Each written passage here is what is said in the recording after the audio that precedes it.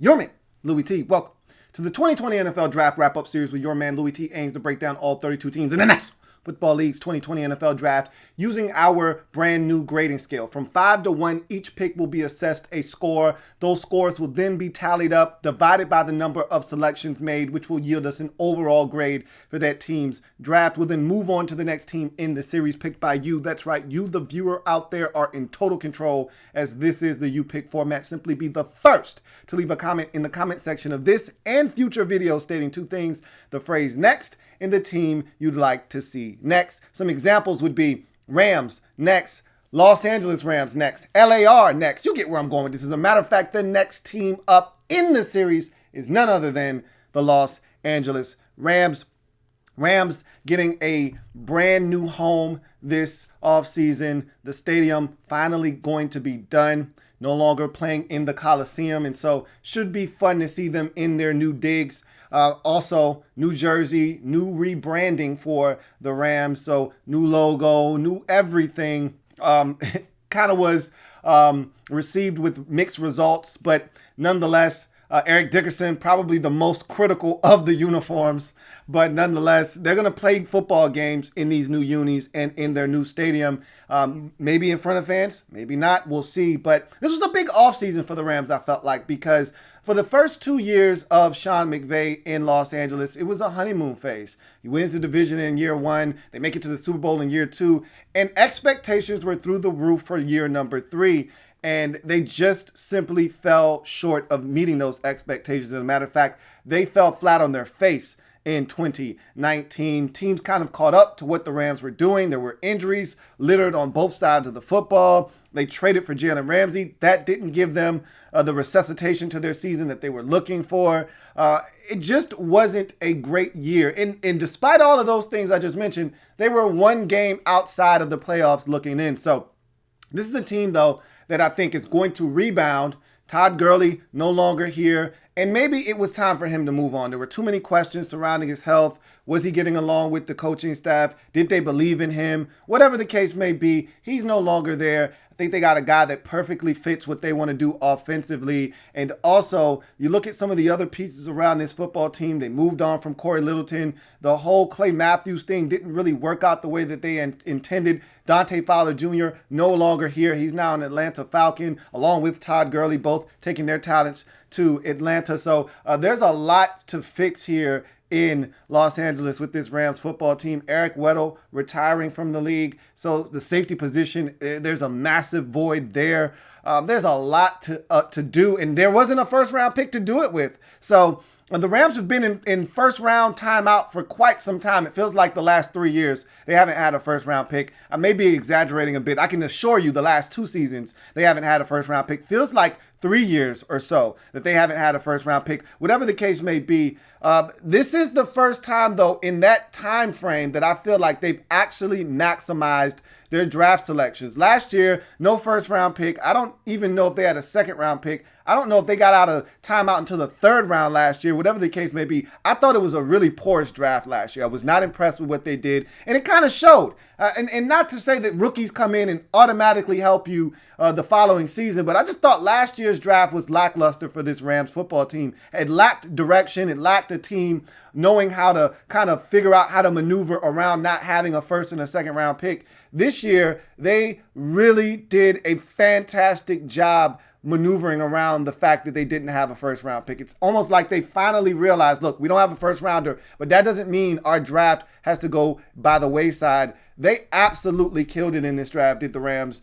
There's some picks that bring the score down, so it doesn't necessarily reflect how I feel about this draft overall, but there's some quality football players that I think are going to come in and potentially have an immediate impact on this football team. And down the line, these are one of the drafts that you look back on and say, man, we really built the foundation for what we've done on this football team through drafts like the one in 2020. So let's take a look at what the Rams were able to do in this draft, as I thought it was a really good haul. 9 players in all. Let's take a look at this Rams draft. All 9 selections you see on the screen in front of you. I will be breaking each and every single one of them down. I have my write-ups for each and every single one of these players, so we'll be looking at that. I'll be reading from that as we get this draft started. Second round, 52nd pick overall, running back out of Florida State. Cam Akers is the pick. 5'10", 217, 4'4", 740, 231 rushes for 1,144 yards and 14 scores to go along with 30 receptions for 225 yards and 4 scores in 11 games for the Florida State Seminoles in 2019 for his career. 586 totes for 2,875 yards and 27 touchdowns to go along with 69 grabs for 486 yards and 7 touchdowns in 36 games. I had a second round grade on him. You take him in the second round, so I think that's tremendous value. I had him as my 6th rated back in this draft. He comes off the board as the 4th running back taken. So no harm, no foul done there as well. I'll give you my comp for him a little bit later on, but strengths. Speed, that 4.47 is legit, and you could argue that he probably plays a little bit faster than that when he gets on the field.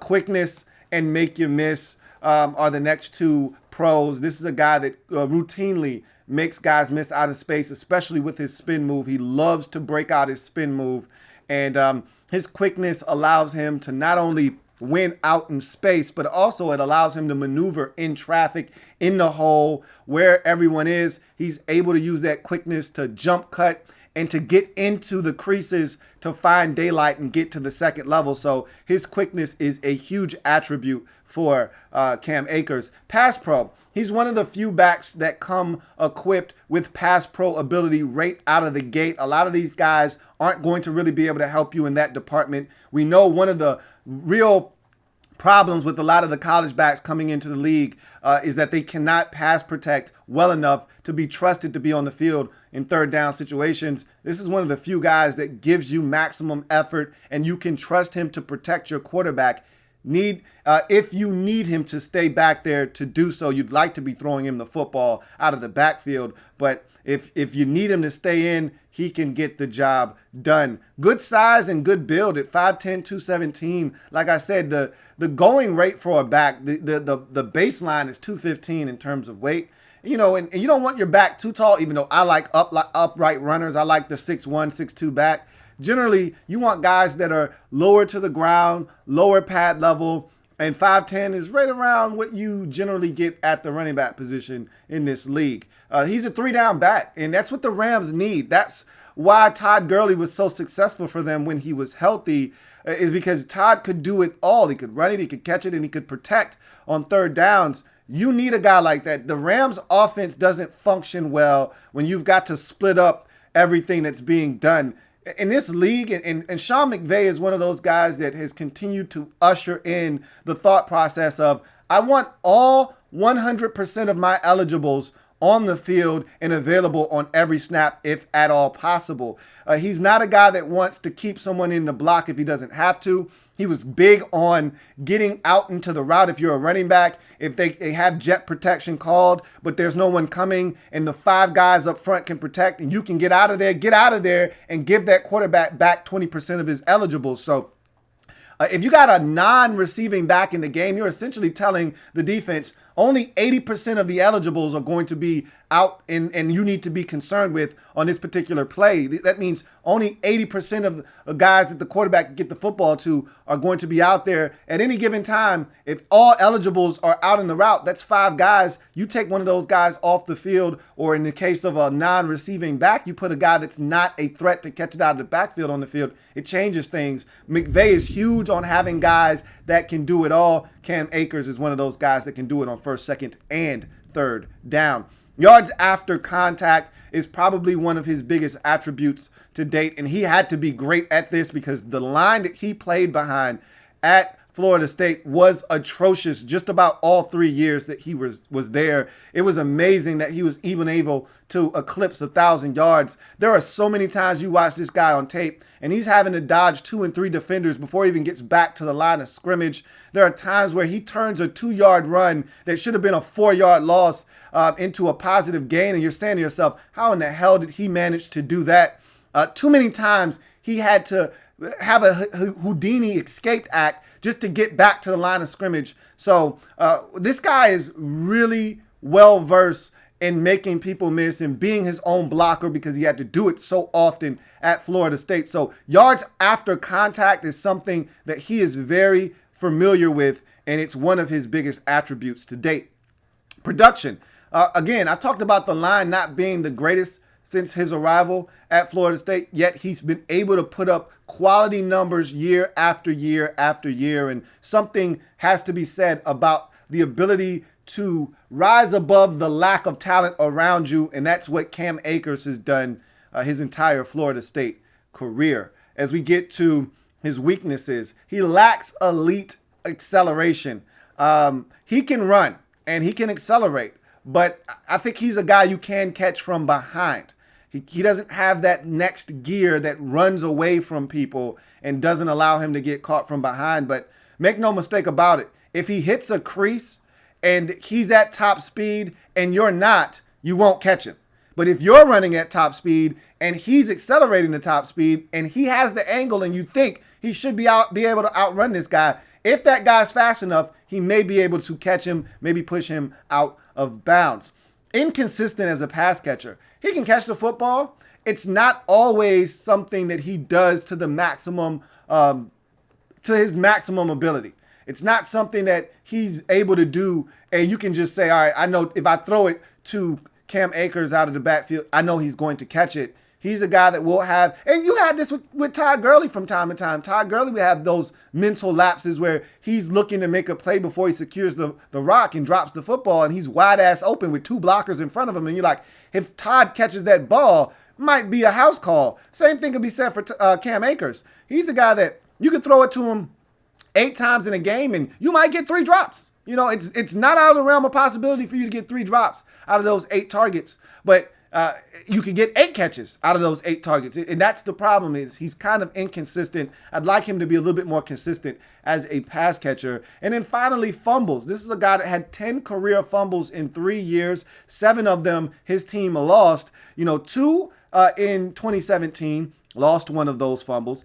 5 of them, which is an astronomical number, in 2018, his team lost 3 of those 5 fumbles. And then in 2019, he fumbled 3 times. His team lost all 3 of those fumbles. So that's an issue that he's going to have to clean up. I get it. He touches the rock quite a bit, but no excuse for putting the church's money on the floor. He cannot continue to put the ball on the carpet. He's got to protect the Duke much better. But outside of that, to me, this is a pick that is a match made in heaven for the Rams. This is the exact type of back that they need to make Shaun McVay's offense go and really maximize the potential that this offense has. And so my player comp for him, and this is low-hanging fruit, I'm almost cheating because teams in college football usually recruit the same type of player. So I'm cheating here, but that's who he reminds me the most of, is Dalvin Cook. Similar size, similar speed, similar acceleration, similar ability. Maybe Dalvin Cook's acceleration may be a little bit better than that of Cam Akers, but they both can catch it out of the backfield. Both are 3-down backs. Both went to Florida State. They kind of just mirror one another. And so this is a really good pickup for you. And he's much more durable than that of Dalvin Cook, at least to this point of his career. So love the fact that you get a guy that fits your offense like hand in glove. 2nd round, 52nd pick overall, running back out of Florida State. Cam Akers for me is a 5. I mean, to me, this is the best you could have done in the 2nd round with that pick. I think you got tremendous value and got a guy that's going to come in and immediately impact your football team. Speaking of guys with immediate impacts, we get to the next selection, and this is a guy that I really liked throughout this entire process. 2nd round, 57th pick overall, wide receiver out of Florida. Van Jefferson is the pick. Van Jefferson, his real whole government name is Van Chi, but everyone just calls him Van. And 6'1", 200 pounds for Van Chi. 4.44 to 4.49 is what I have him penciled in as. Wasn't able to run due to an injury that he had, a Jones fracture in his foot that was discovered at the combine. So not able to run and put a 40 time on record, but you can see the speed when you watch him on tape. There's no denying that. And so he's definitely a sub 4.5 guy, and I've got him somewhere in that 4.44, that Moses Malone 4.44, the 4.49 range. 49 grabs for 657 yards and 6 scores in 12 games in 2019 for the Florida Gators. For his career, 175 grabs, 2,159 receiving yards for 16 touchdowns in 48 games. I had a day 2 grade on him, late second to early third. You take him late second. So to me, this is the perfect window for him to be snatched off the board. He was my number 12 wide receiver in this draft. Guess where he was taken? 12th at the receiver position. So spot on there as well. I'll give you my comp for him a little bit later on, and I think it's a very apt comp. And if you get him to produce at the level that this guy is starting to produce at, you've got yourself a stud. And I think he's fully capable of doing what this guy has done in the league to this point. Strengths, quickness is off the charts. It reminds me a lot of Robert Woods. You know, Robert Woods is a guy that isn't the fastest in the world, even though I think Van Jefferson is a lot faster than Robert Woods. But Robert Woods' quickness is what wins the day for him. He's breaking dudes off, he's separating, and he's got that kind of quickness. And that quickness really aids Van Jefferson in his ability to run routes. Beautiful release off the line of scrimmage. His release off the line of scrimmage leaves guys in their wake, and it also threatens that corner that if you want to come up and delete the airspace and get in my face, there will be consequences for your actions, and you may get torched on this particular play. So you might want to be careful with coming up and trying to press and lay hands on me. So his release off the line of scrimmage, they don't know if he's going inside or outside. They don't know what to expect from him, and he switches it up so you don't know what to expect, and you can't start to predict what he's going to do. He gives you a bevy of different releases off the line of scrimmage, so he does a tremendous job there. You can tell that he's been coached up on how to do the little fine things at the receiver position, and you'll understand why as we get into his breakdown a little bit later. But he's got good hands, really good hands that you trust, a guy that you can get it to on 3rd and 6, knowing you need a first down. 3rd and 6, you're up 2. If you get this first down, the game's over. If you don't, you got to punt. The other team's going to have a chance to beat you with a field goal. And who are you going to? Van Jefferson is one of those guys you can go to with the game on the line, and he'll get the job done for you. Toughness, really physically built and tough, mentally and physically wide receiver. I watched him in that LSU game, and they had their best corner on him. And there was a drive. If you go watch that drive coming out of halftime, Florida takes it right down the field and scores a touchdown. That was the Van Jefferson drive. And he did that on arguably the best corner in college football in 2019. I forgot his dang on name. Stingley. Darryl Stingley Jr. For the LSU Tigers was just outstanding in 2019. And teams just went away from him towards the end of the season. But not Florida, not Van Jefferson. He went right at him, and he ate him alive on that particular drive. And it's what he's able to do. And some of that, guys laying hands on him, he's tough enough to get their hands off of him, go make a play. He'll go over the middle, knowing he's going to take a shot and able to still come down with the football. There's a level of toughness that you get with Van Jefferson. Can separate with quickness. I talked about his quickness at the top of his breakdown. And his quickness is what really wins the day for him, because to me, he was the best route runner in this draft. Him and Jerry Jeudy were, to me, the 2 best route runners in this draft. And I might even be a little forward in saying this, but I might have even given the edge to Van Jefferson. His route running was next level. He was, to me, one of the better route runners in this draft, and I think that's part of the reason the Rams fell in love with him. And Shaun Mcveigh said, if he's here with our second round pick, we're going to take him because this guy fits what we want to do, because his offense is timing and rhythm based, and you want guys that can win and win quickly so that the quarterback knows I can get it to my guy. And Van Jefferson, one of the best in this particular draft at winning, separating, and making himself an inviting target for his quarterback to get the football to. Acceleration.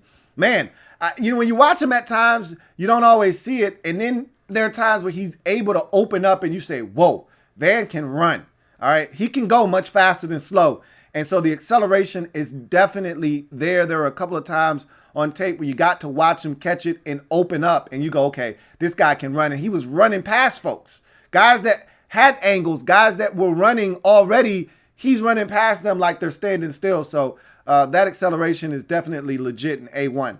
Run after the catch. Again, one of those guys that can do a little something with the football in his hands after he's caught it. So there's a little something there. Again, kind of give you the vibes of one of your receivers that you already have of your football team in Robert Woods. Kind of gives you those same type of vibes here. Will work for food, meaning he'll go and do his job in the run game. A wise man once told me once upon a time, you want to eat as a wide receiver, you got to be willing to work for your food. What that means and translates into is you got to block in the run game. You want us to throw you a bone? Go block in the run game, and we'll make sure we reward you by getting you some targets. So this is a guy that's willing to work for his food. And finally, while all of this makes sense and how it all ties together beautifully, is that he's got NFL bloodlines. And his father, Shaun Jefferson, and I know if you've been watching the league as long as I have, you remember Shaun Jefferson was a really good wide receiver for many years in this league. You're talking about over a decade Shaun Jefferson was in the league, whether you're talking Falcons or you're talking Patriots. This guy was a hell of a wide receiver. And you could tell he taught his son well, because a lot of the little nuances that guys just don't have, especially at the collegiate level, this guy has. He's very polished. He's ready to go right out of the package in day one. Van Jefferson can start for this Rams football team day one. He's ready to go because his dad has taught him how to be a professional wide receiver. His dad wasn't preparing him for college football. His dad was preparing him for the pros, and you can tell that this guy is seasoned, he's polished, and he's ready to go. Weaknesses. He's not a super athlete. He's quick, he's got some speed, but nothing he does is alarming in terms of, wow, that's eye-popping. The only thing that's eye-popping is his route running ability, but he's not one of these guys, which is why he's not a first round pick. Had this guy been, a dynamic athlete, like a Jerry Jeudy, because he's got similar skill set to Jerry Jeudy, but Jerry Jeudy is dynamic. Van Jefferson isn't. And that's okay. All right. There's a role for him in the league, but he's not a tremendous athlete that just knocks your socks off.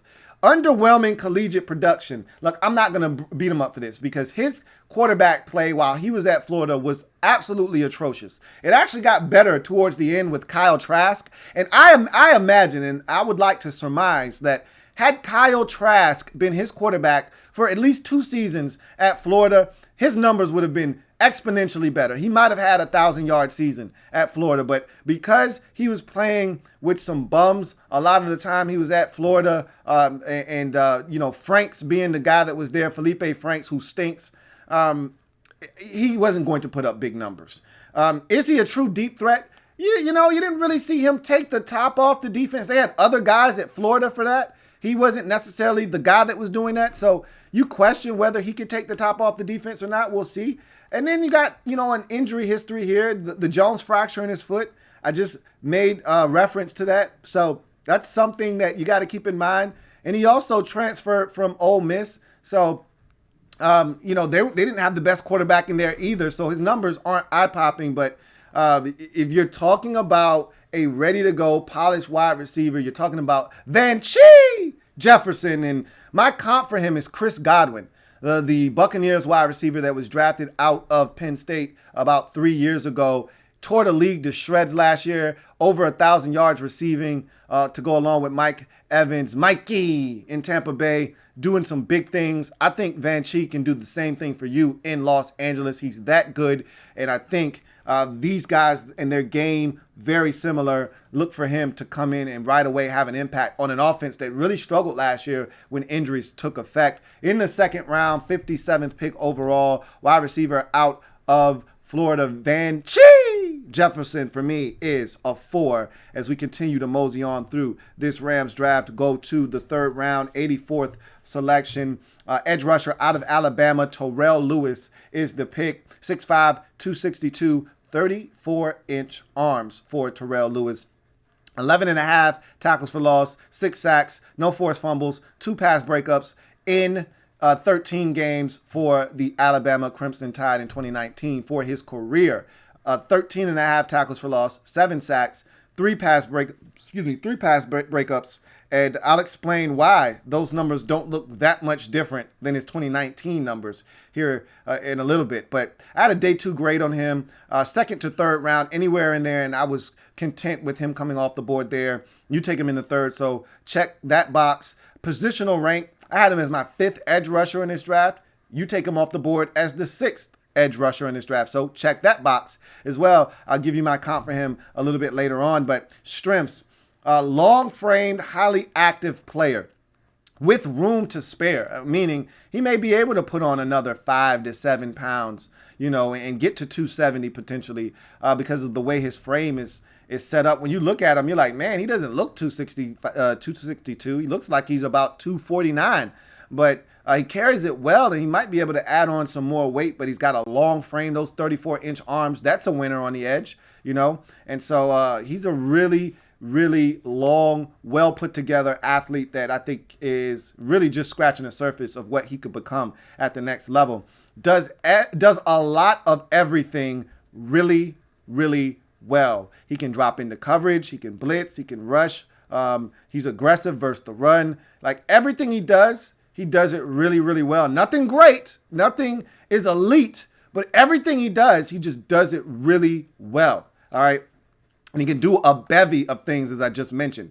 Despite limited play, has a high football IQ. He just gets it. And generally, that's what you get from Alabama defenders, is that they're high football IQ guys, because what Nick Saban doesn't do is tolerate mistakes being made over and over again. Look, everybody gets, 1 or 2 mistakes, but if you can't get it right and you're playing at a place like Alabama, guess what? I've got another 4 or 5-star guy behind you, and if you can't get it, I'll put the next guy in and maybe he will get it. So, and there's no problems with underclassmen coming in and taking your spot if you can't handle the pressure of playing at Alabama. So generally, you get a lot of high IQ football guys coming from Alabama because they know there's another guy waiting to take their spot if they don't play the kind of football that's tolerated at Alabama, and expected. So a lot of these guys get it mentally. They don't make a lot of mental blunders on the football field. And he's another one of those guys that understands angles and, okay, this formation and alignment, this is what I should be looking for, and how to get the proper depth on his zone drops and things of that nature. He just gets it.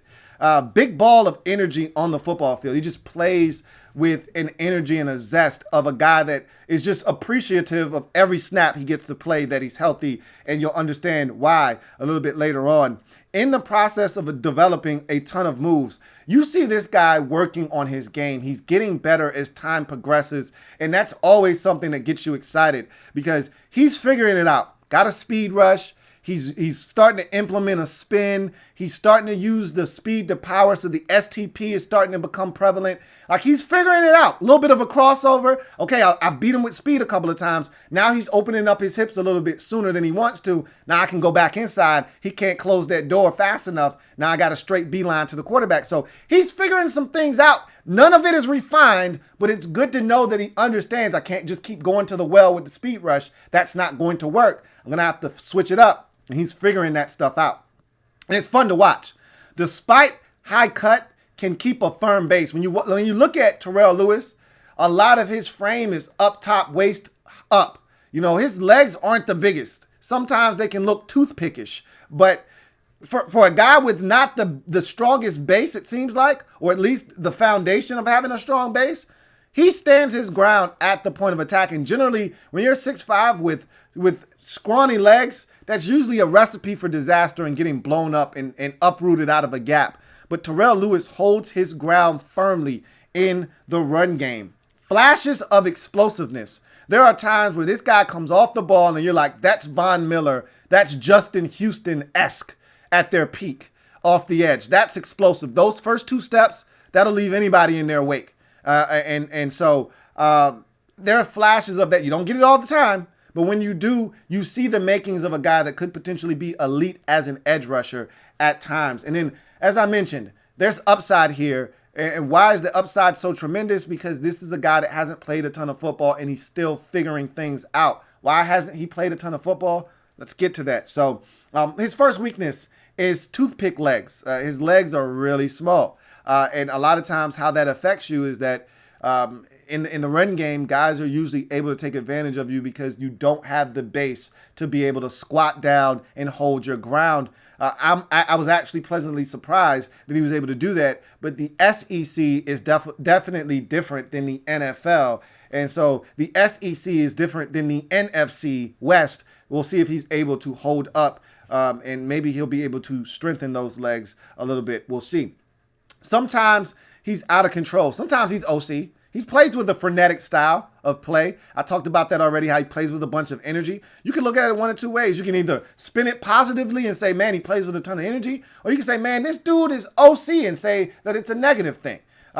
It can be both. All right? And it is. Sometimes that energy, that zest that he plays with is awesome. He gets to the football. He makes plays. That's infectious. And when you're around the ball enough, good things happen. But then there's some times where because you're playing with such energy, you're out of control, you're overrunning plays, you're overrunning your gap, and big plays happen that way too. He will run out of gas. When you play with this much energy, you're bound to run out of gasoline. You're bound to see your tank run empty. And so he's a guy that once he runs out of gas, you got to get him out of there. He's either got to tap out or that coach has got to see he didn't have anything left, because a tired Terrell Lewis is not the same Terrell Lewis. Similar to a person that's hungry and needs a Snickers. They're not the same person. When they're hungry, he's not the same player when he's tired. Some guys can play through being tired. Others can't. He's one of those guys. When he's out of gas, you got to get him out of there.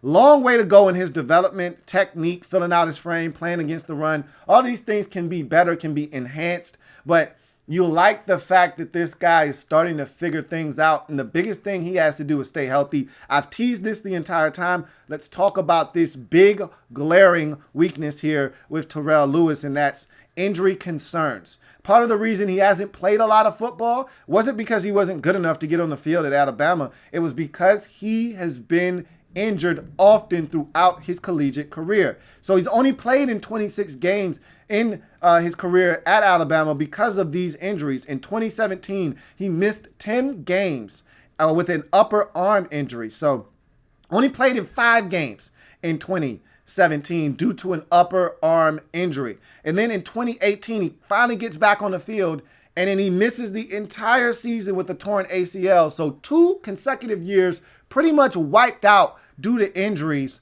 And so only 2016, a smidget of 2017, and then 2019 is all he has on the docket. So this is a guy that is extremely raw, lacking the experience that you would like him to have at this point, but it doesn't mean that the talent isn't here. I comp him to Andre Branch, the former Clemson Tiger that was drafted by the Jacksonville Jaguars, been in the league for a while now, long, active defender. I think Terrell Lewis is more talented than Andre Branch coming into the league, and if he can stay healthy, Terrell Lewis could be a problem at the next level. You could be replacing Dante Fowler Jr. with a guy that can definitely help you off the edge if he can just stay healthy and continue to develop. 3rd round, 84th pick overall. Edge rusher out of Alabama, Terrell Lewis for me is a 3. If this guy didn't have the injury concerns, this is a 4. The upside is tremendous, is through the roof, but the injury concerns are a bit unnerving. We'll see if he can stay healthy or not. We get to the next 3rd round selection. Rams doing a lot of damage here in the 2nd and 3rd round, which is what you want to do ultimately, whether you have a 1st round pick or not. 3rd round, 104th pick overall. Defensive back out of Utah, Terrell Burgess is the pick. So back-to-back Terrells selected by the Rams. 5'11", 202-pound safety that runs a 4.46 40.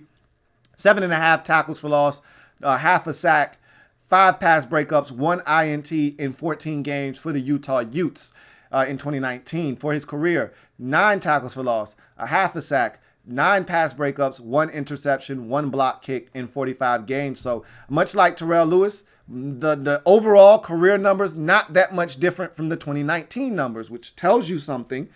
What exactly does it tell you? We'll find out. Why are those numbers so similar?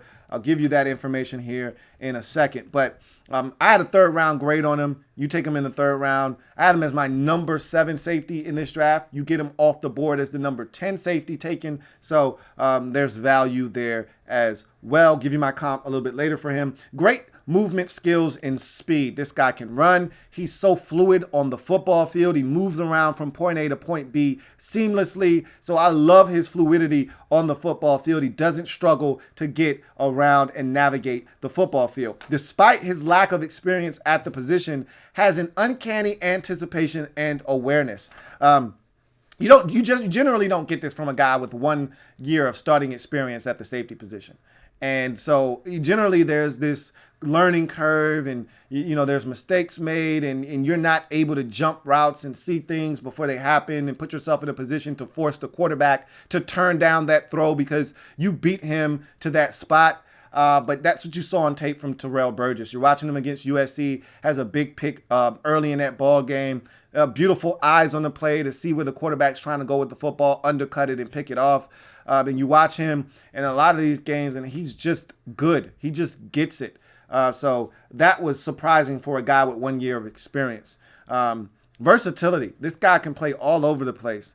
Single high safety. You can put him in the box. He's physical enough to handle that responsibility. You can blitz him. He's fast enough to make an impact there.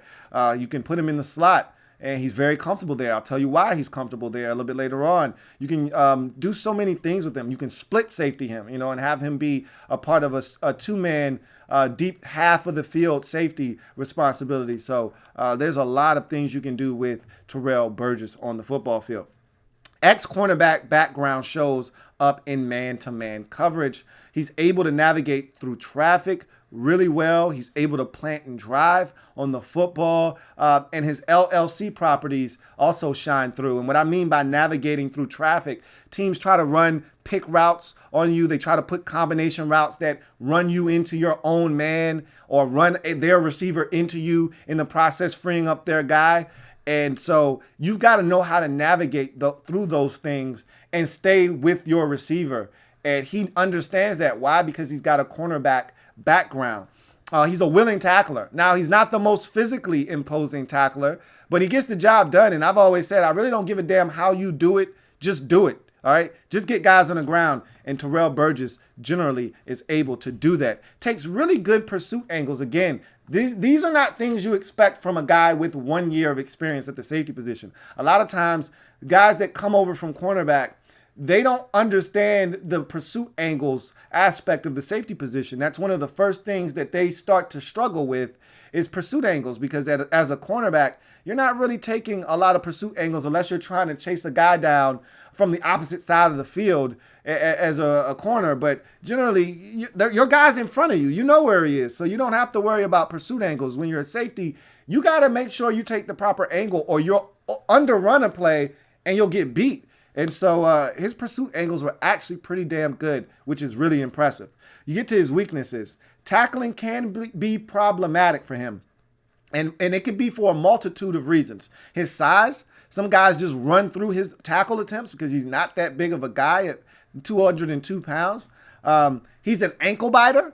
And, it's okay to be an ankle biter. Shoot the cuffs. Get a guy down any way you can. But sometimes you get a powerful enough runner. You shooting the cuffs, being an ankle biter, they don't give a shit about that. They'll run through your ankle, tackle attempt. And so there was a really big play against Oregon.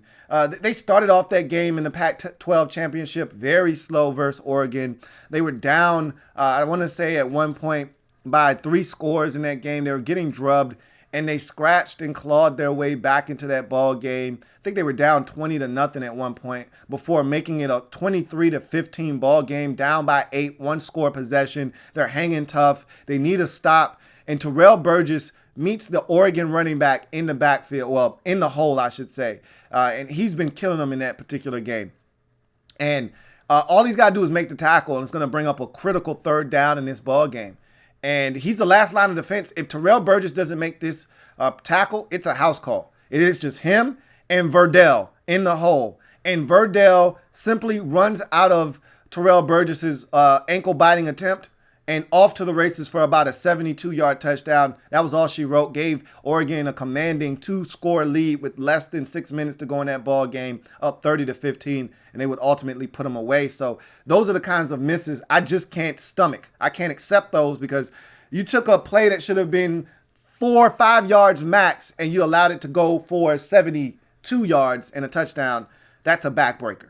So his tackling can be a little problematic.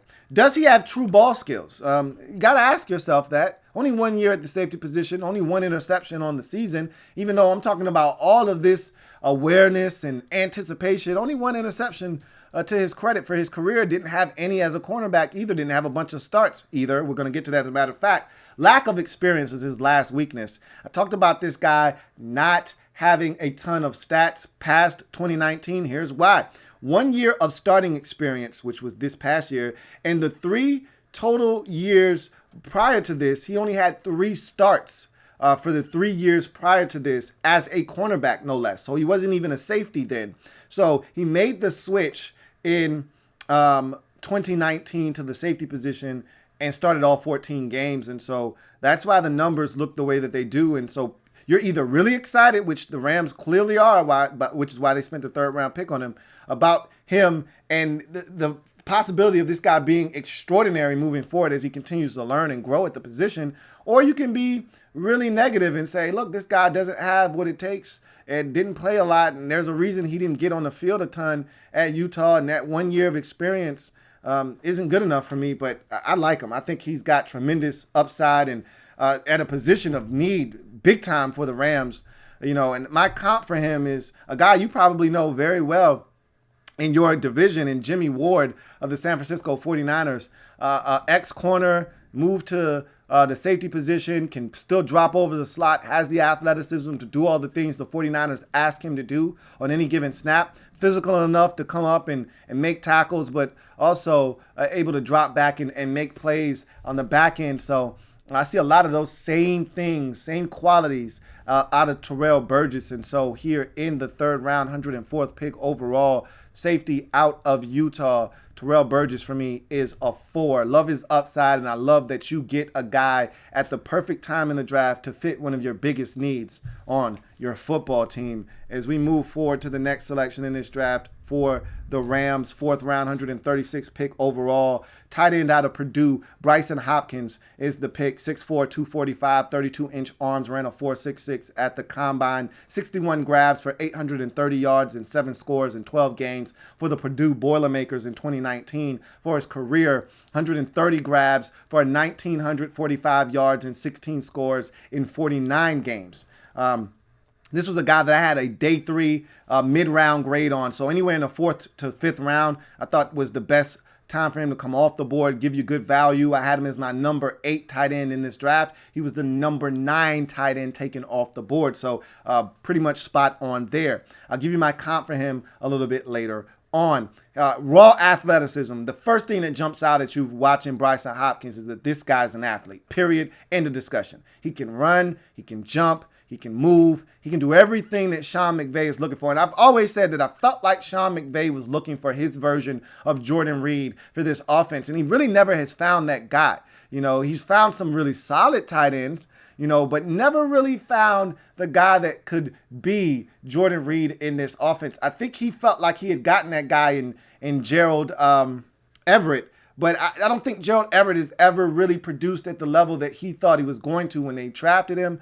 You had the other taller tight end, Tyler, whatever his name is, forget his name, but he never has really developed into a big-time pass-catching target either. And so I think that's what he envisions Brycen Hopkins potentially being, and his athleticism is the first thing that jumps out at you. Solid size, he can get stronger, I think, but, just seeing the guy at 6'4", 245, that's solid size for a pass-catching threat. He needs to get bigger if he wants to be a threat as a blocker in this league, but right now at 6'4", 245, that's good enough to create mismatches in the passing game. Catching traffic. He's a guy that they forced the football to at Purdue. He was their best receiver. At the tight end position, they didn't have anybody at receiver that scared you. He was the guy they got the football to. So on 3rd and 4, on 3rd and 8, on 3rd and 12, he was usually the guy getting the football. And so he can catch it in traffic. Run after the catch, like I said, he's a tremendous athlete. So his ability to run after the catch also was able to bolster his yards at Purdue. Can stretch the football field vertically. That 4.66 tells you that he can stretch the football field vertically. When you watch him, he's a guy that can get up the seams. He's the guy that can run the over route and run by that safety and create separation. He has the ability to get vertical and really hurt teams if they fall asleep behind the wheel. Run solid routes. He's a guy that can get open. Again, Jared Goff is a guy that likes to see his receivers get open. He can throw receivers open. We've seen him do that. You know, when you go back to 2018 and that stellar season that Jared Goff put forth, there was a lot of Jared Goff throwing guys open and throwing to a spot, trusting that his guy would get there. But it's also nice to just have a guy that wins, and you look at him and you see him and he's wide open and you don't have to worry about contested throws or fitting it into a tight window. Brycen Hopkins is one of those guys that can get open and show himself and be an available target to the quarterback. Has a feel for zone coverage. He knows where to sit down in a zone, how to make himself available, show the quarterback his numbers. And he's a guy that doesn't run to coverage, but rather runs to the holes in the zone. Production. This is a guy that had some big numbers the last couple of years at Purdue. As I mentioned, there wasn't much else out there for them to get the football to. So teams went into the game saying, look, stop Brycen Hopkins and we should be just fine. And so to see the numbers that he was able to put up, pretty impressive. Upside. This is a guy with tremendous upside. When you look at his skill set, you look at him and you say there's some things he needs to clean up, and we're going to get to those here in a second. But when you watch the overall product and everything that you're getting in this package, you say, man, he's not even close to what he ultimately can be. And so that's exciting if you're the Rams.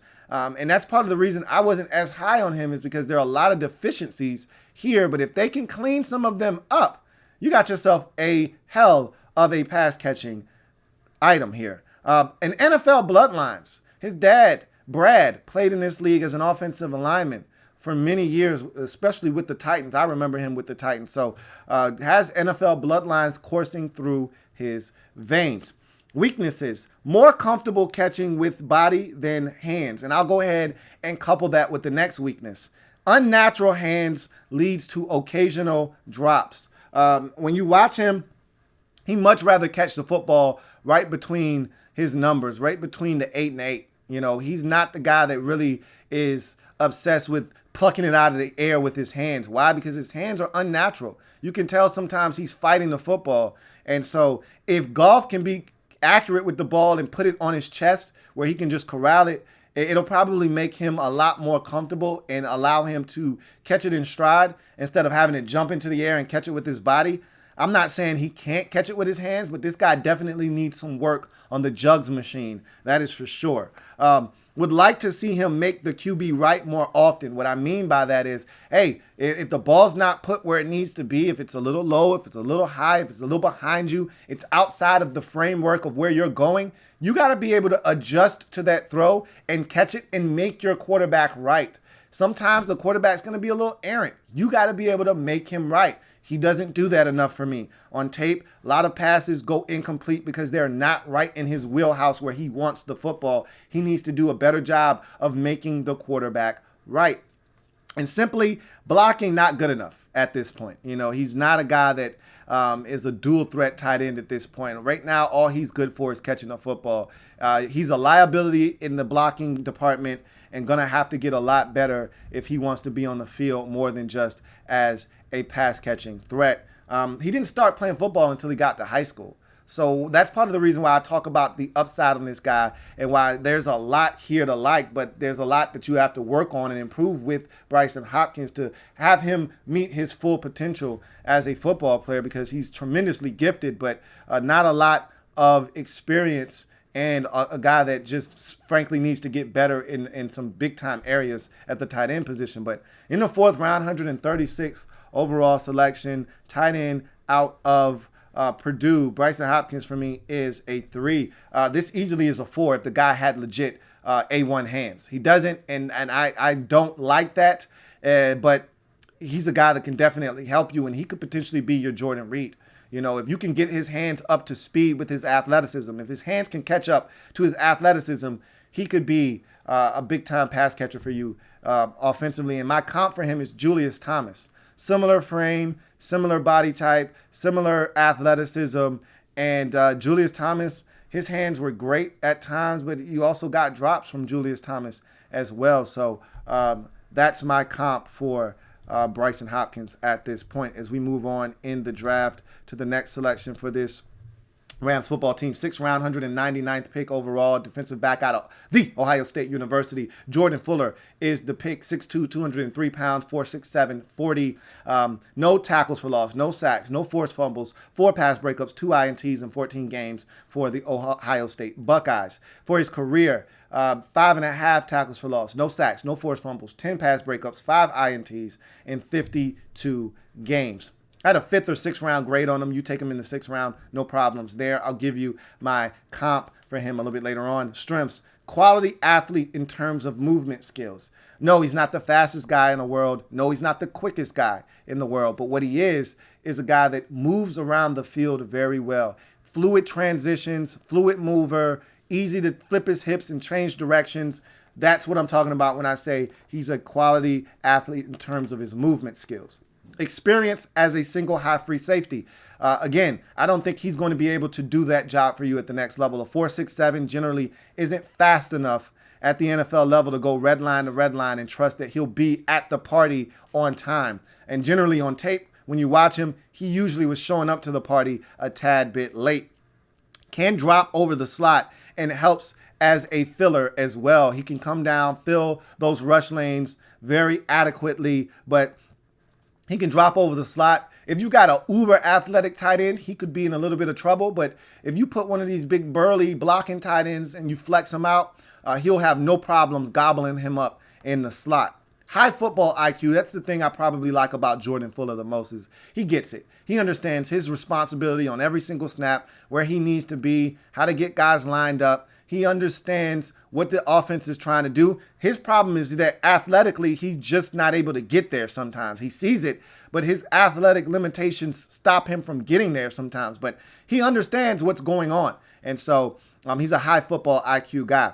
Has some ball skills. The 5 interceptions in his career tell you that. Sometimes it's right place, right time, like against Michigan State, where the ball is tipped. It caroms right to Jordan Fuller, and he ends up picking it off. But this is a guy that has some ball skills, can make some plays on the football. Solid tackler, you know. Although he missed a key tackle versus Clemson, which was so disappointing in a game that they ultimately lose by, 1 score, that missed tackle might have been the difference in them winning that game or losing that game. It changes everything because when they get that football back late down a score, you would have needed just a field goal to win instead of a touchdown. If this touchdown that the Clemson Tigers scored, their first of the game, on a 3rd and 2 carry that should have been a tackle for a loss, Jordan Fuller sniffs it out. Talked about the high football IQ. He sniffs out the run, gets out there to Travis Etienne, who is dead to rights. Jordan Fuller's got him. And instead of him going and wrapping him up, he tries to grab him. Etienne is able to take his hand and match his hand and then knock it down. Jordan Fuller then overruns him. He cuts back and is able to get into the end zone on an 8-yard touchdown run that should have been stopped on 3rd and 2 for a 2-yard loss. And that opened the floodgates. If you remember, to that point, Ohio State was dominating the game. That touchdown happens. They get a immediate touchdown right after that. And just like that, a 16-0 lead is trimmed to 16-14 right at halftime. So I thought that was a big miss. But outside of that miss, I didn't see him miss very many tackles on tape. He doesn't really miss his target very often. Weaknesses. He lacks top-end speed to make more plays. And I kind of alluded to that already. That 4.67, you see it.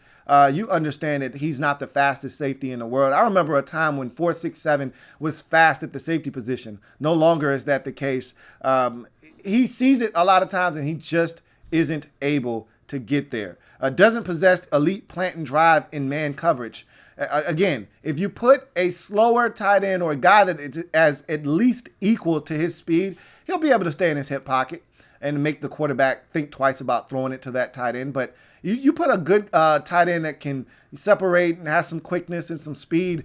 Jordan Fuller doesn't have the ability to close on that guy and make a play.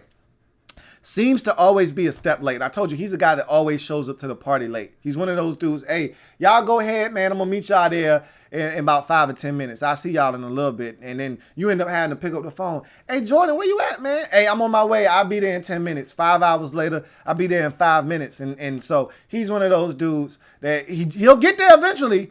He's just going to end up showing up a little late. So, again, understand what kind of positions you're putting Jordan Fuller in. Don't allow yourself to be disappointed by a guy that can't handle some of those responsibilities. If you want to put him at single high safety, you're going to be disappointed because he's not going to get there in time. But this is a smart football player that gets it. All right. And so he can play for you. You can put him on the field. He won't make a ton of mistakes. But just know that there are some athletic limitations there. But my player comp for him is Corey Chavis. Wasn't the greatest athlete in the world, but man, was he a smart football player. High football IQ. Always knew where the football was going before it got there, and that's why he was able to put up some very lofty numbers in the interception department. I could see Jordan Fuller being that kind of guy, especially with the likes of an Aaron Donald. Never, ever trust a man with 2 first names up front, applying pressure, forcing quarterbacks to get rid of the football maybe a little sooner than they want to. A guy like Jordan Fuller may be able to pray back there. And when you got a guy on one side of the football field, like a Jalen Ramsey, where you don't even have to worry about him, you may be able to cheat to the other side of the football field, maybe be there a little bit sooner so you don't show up late on the scene. So I think he's got some Corey Chavis in him, and I know I'm going a ways back for some of you, but in the 6th round, 199th pick overall, defensive back out of Ohio State, Jordan Fuller for me is a 3 as we continue on in this draft and we head to the 7th round now. 3 7th rounders for the Rams to wrap up their draft. First of which, 234th overall linebacker out of Baylor, Clay Johnston is the pick. 6'1", 227. 8 tackles for loss, 2.5 sacks, no forced fumbles, 5 pass breakups, 1 INT in just 6 games in 2019 for the Baylor Bears. You go to his career stats, 26.5 tackles for loss, 4.5 sacks, 1 forced fumble, 7 pass breakups, 2 INTs, and 39 games. So he's a guy that filled up the stat sheet when he was healthy. I didn't have a draftable grade on him because I didn't think with all of the injuries that this guy has sustained throughout his career, I just didn't think he was going to get drafted. I thought he was going to be a priority free agent for someone. You take him in the 7th round. We'll see if it works out for you. I'll give you my comp for him a little bit later on. Strengths. He sees it. He reads it. He goes. That's the type of linebacker you're dealing with here. When he sees it, he reacts to it, and then he gets there in a hurry.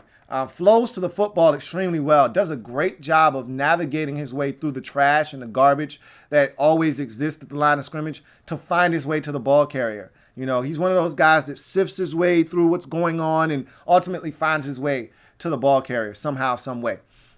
Physical block absorber who can disengage. So he doesn't mind taking on blockers head on, but always finds a way to disengage from those guys and get in on the tackle. Actually does a solid job as a zone dropper, which is really surprising because you didn't think at his size, number one, and then, you know, he's lacking some athletic exploits. And so you're thinking, man, probably not going to be that big of a impact player in the zone dropping department. But yes, he is, you know, and so I'm watching him in one game. I want to say it was against Texas Tech. He has a pick in that game. And then he also tips a football that ultimately gets picked off, by the safety. So he does a really good job of understanding his role in zone coverage. Reliable tackler. He's one of those guys that generally, and there are some misses, but generally speaking, if he gets there, he's going to get that guy down. And he's a high football IQ guy. So you see a theme here with the Rams and their selections on the defensive side of the football. They're looking for smart football players, guys that can do multiple things, guys that don't get overloaded and bogged down with all of the different things that go on the field on a particular snap. They understand, they see this formation, they see this shift or this guy coming in motion and what that means. They understand what's probably coming and what is required of them on that particular snap. He just gets it. Weaknesses. He's a good athlete, not a great one, okay? And with all these injuries, you're thinking to yourself, he already didn't have a lot to give or to lose in terms of a step to begin with. All these injuries starting to mount. Is he going to ever be the same guy that he once was? We'll see. Smallish, on the smallest side at the linebacker position. Look, 6'1", that's perfectly fine height-wise, but the 227 isn't, what you're looking for, especially if you're not an elite athlete. We're willing to put up with 229 at the linebacker position if you're running a 4.52, if you're running a 4.49. We won't even worry about the 229. All right, we'll dismiss that. That doesn't matter. But if you're 227 and you're running a 4.65, then that's problematic. You can't be small and slow. And so I think there's a little bit of that with Clay Johnston. Will over pursue and miss tackles. He's a guy that sees it, reads it, and goes and gets there much faster than slow. And so sometimes he'll overrun it. He'll get excited, he'll get out there, and then that guy will stick his foot in the ground, cut back, and Clay Johnston will just ole and run right by him. But more times than not, he's going to get his hands on that ball carrier and get him down on the ground. And then this is the biggest thing that probably forced him down the board. He might have been, a 5th round pick had all these injuries, or at least the latest one not taken place, because he was having a fantastic year up until the point he got injured. But you go all the way back to high school, and this guy had a severe ATV accident in high school that threatened his ability to even play football again. It was that big and severe of an accident. So luckily enough, he was able to rebound and recover from that and get back on the football field. And then he broke his hand and had torn ligaments in his foot in 2017. So he only played in 8 games that season and dealt with all of those injuries. He comes back, plays a full season in 2018, and is having one whale of a 2019 season and really improving his draft stock. And then boom, on an interception versus Texas Tech that he picks off, you see him go down on a non-contact injury, and right away you already know what it was. Torn ACL, done for the year, and season cut down after an impressive 6 games. So all these injuries make me nervous.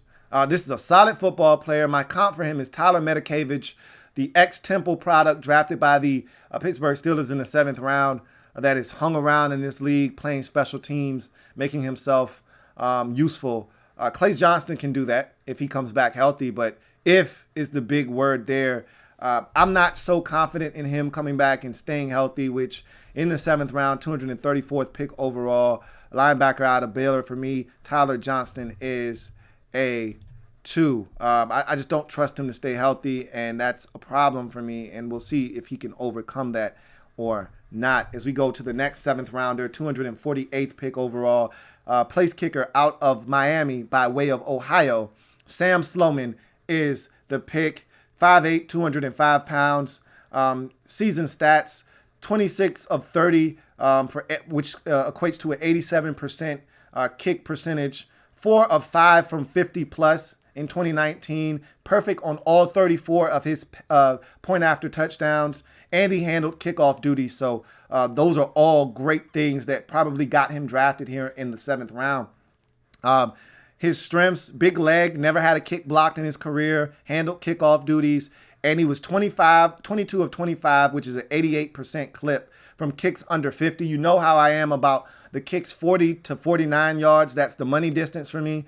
He hit it at a big clip there, so I don't have any issues with him in that regard. But then you get to his weaknesses. 4 of 10 from 50 plus. Look, he was 4 of 5 in 2019. So that tells you he was 0 of 5 going into his senior year from 50 plus. So while he cleaned that up in 2019, there is that propensity for him to go back to his old ways and stink it up from 50 plus. So just know that that's on the Carfax.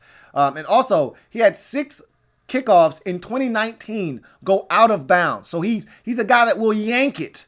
You feeling good. You just scored another touchdown to go up by 2 scores on the 49ers. You're thinking you got a chance to dominate. And then this clown yanks it out of bounds, and the 49ers start the possession off at the 40-yard line. That would really piss me off. And he did it 6 times, not once, not twice, but 6 goddamn times. It's way too many. That's like a running back fumbling 6 times in a season. Don't do that shit. So while there's some good, there's some bad, but it doesn't matter. All of that's in the wash when it comes to me and any specialist. As long as you don't break any rules, I am fine with you taking a specialist 5th round or later. And that's the only one rule I have. You want to take a specialist, whether he's a long snapper, a punter, or a place kicker, just do it 5th round or later. You did it in the 7th round. I got no issues. 248th pick overall, place kicker out of Miami by way of Ohio. Sam Sloman for me is a 2. And now we wrap up this Rams draft in the 7th round, 250th pick overall. Offensive lineman out of Clemson, Tremaine Antrim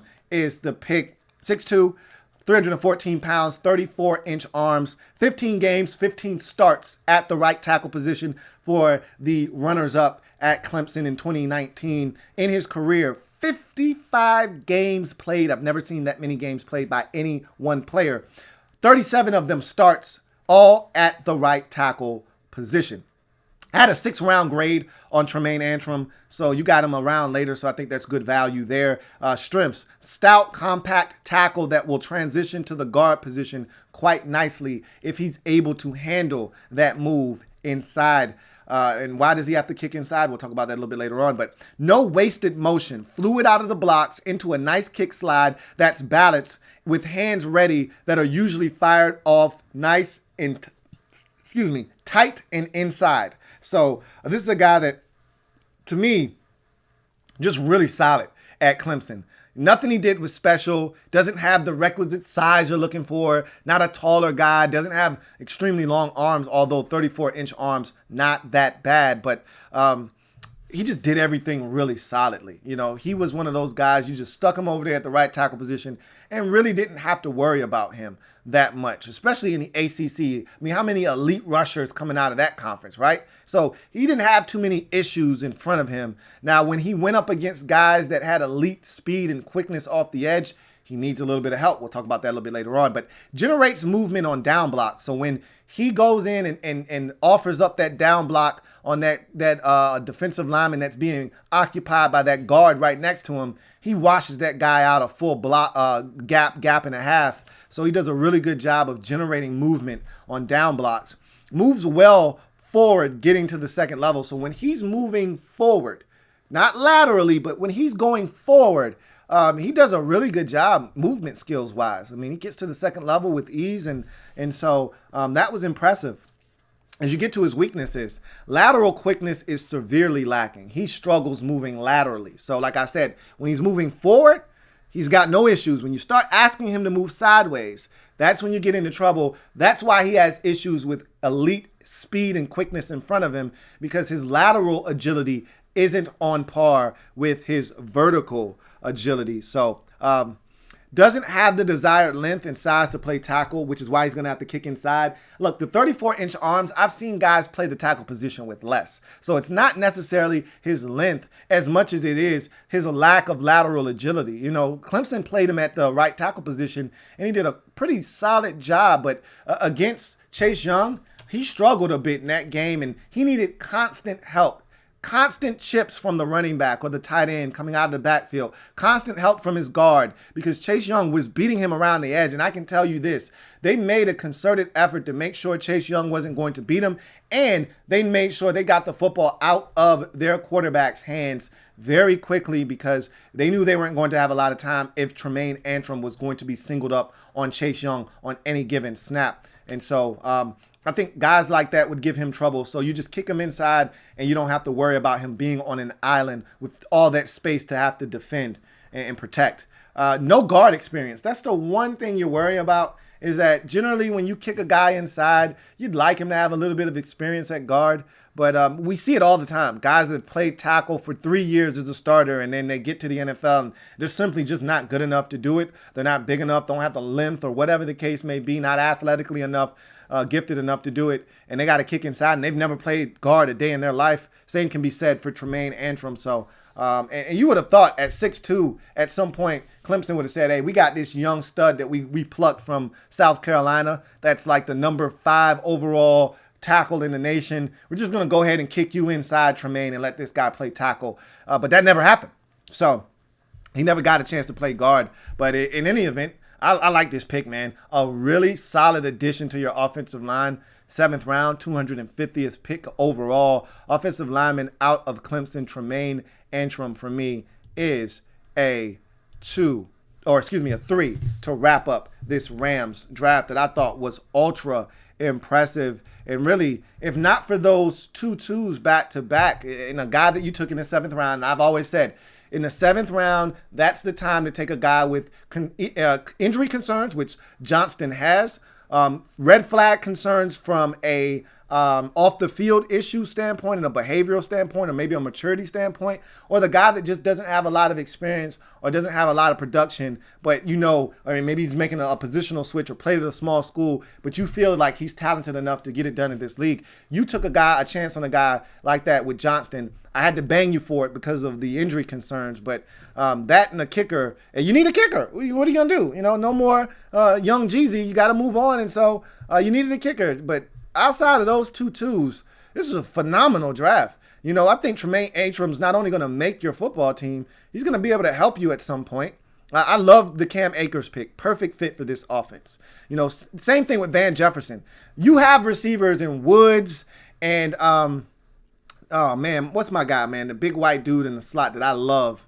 You got a bunch of dudes that can run routes that'll break people off, and Van Jefferson is going to fit right in with that mix.